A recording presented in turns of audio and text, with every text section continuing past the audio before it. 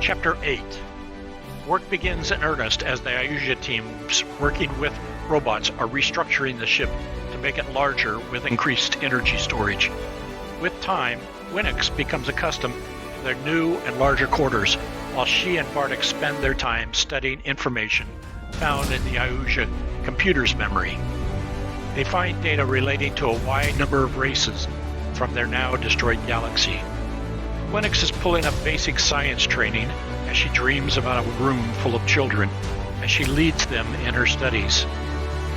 Bardex appears at Winex's side and sits down with a large smile on his face. I learned about a special room today. Pull up the file on the ship's recreation.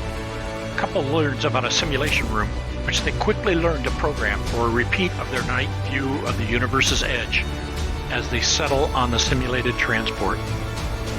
Through the view window, robots are busy working on the ship transformation.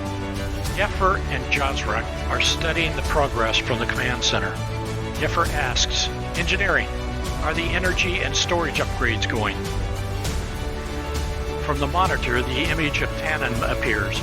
"We are making good progress, Commander. We have added 25% to the ship inside environment size and significantly enlarged the energy storage units. In addition, we have added a quantum foam energy tap in case we find ourselves between galaxies and out of energy. We have a small fleet of flyers now in the landing bay, and Letter is fitting the ships with weapons and shields."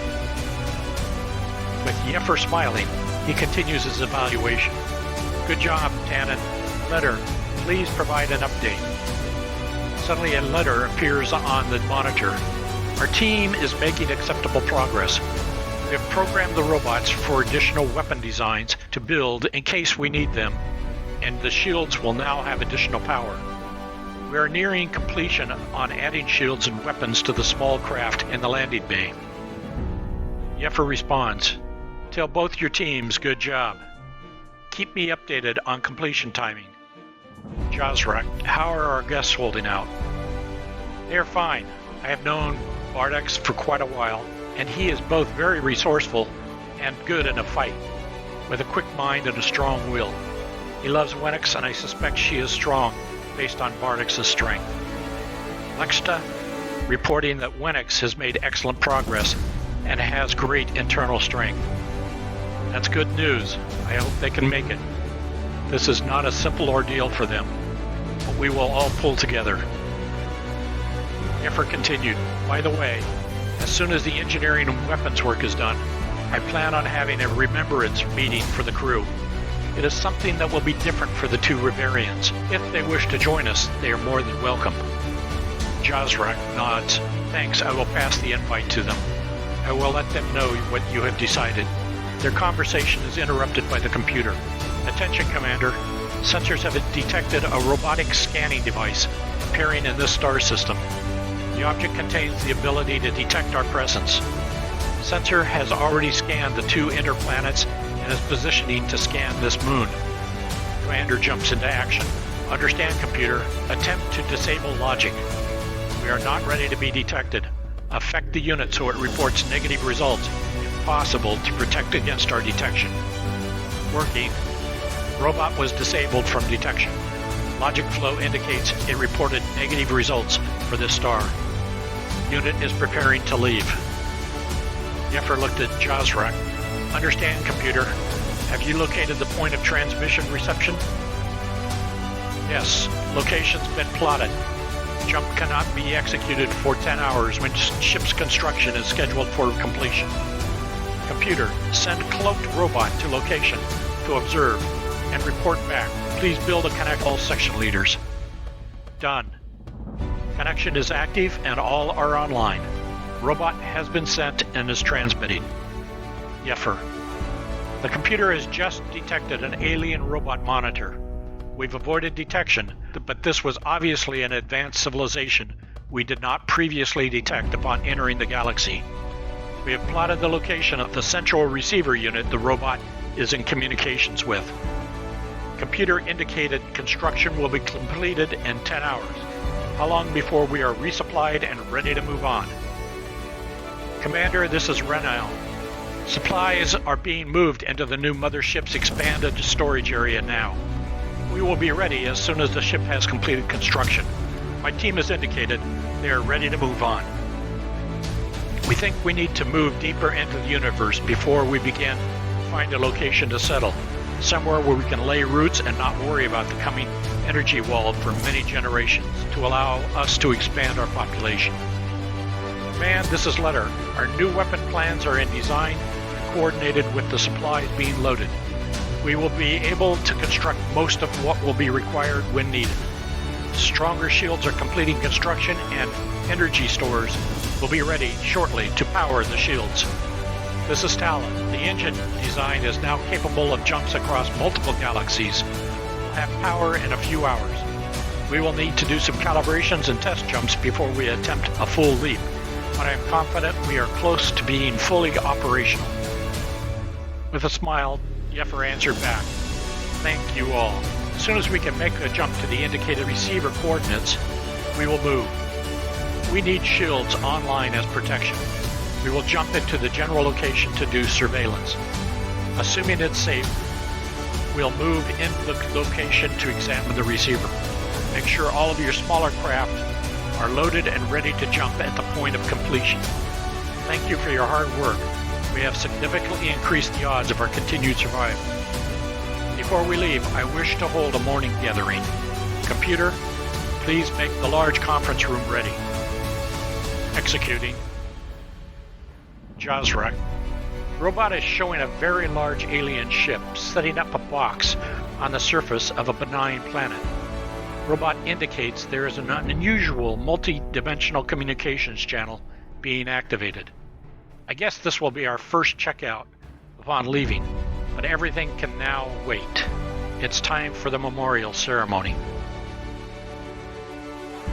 In a large conference room just off the command room, Iuja began to converge from around the ship.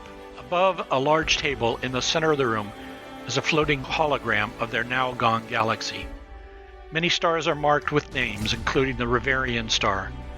On the table are pictures of both Iuja and Reverian. As the crew gathers in the room, there appear approximately 40 Iuja and the 2 Reverian.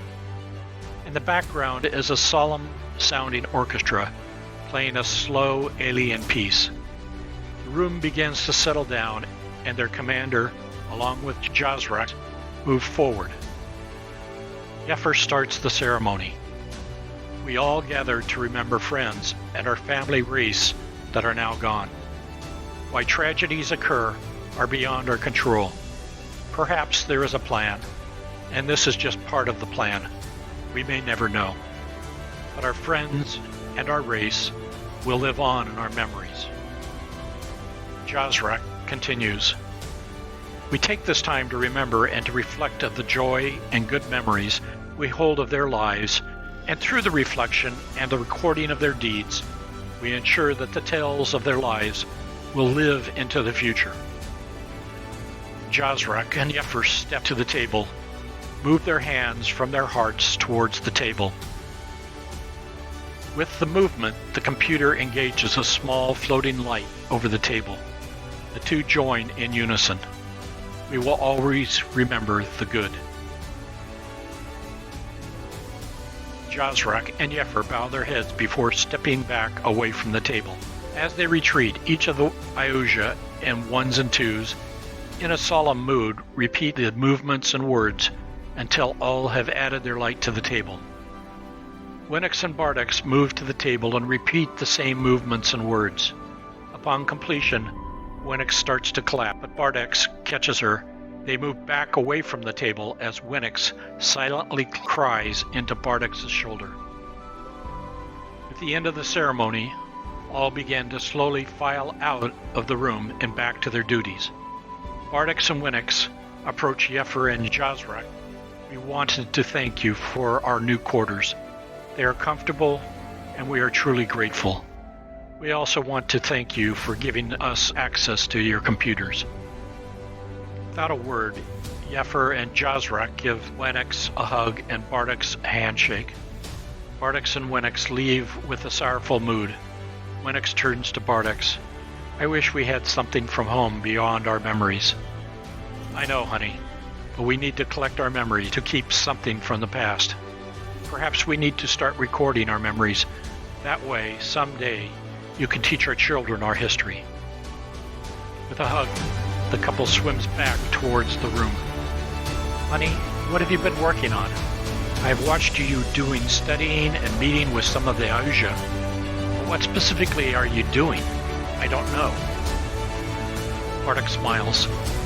I will reveal all in the right time. It seems like you are tuning up your teaching skills. I don't want to lose them in case we find somewhere I can be useful. Well, folks, we've reached the end of the chapter. Click the link to continue listening to the story.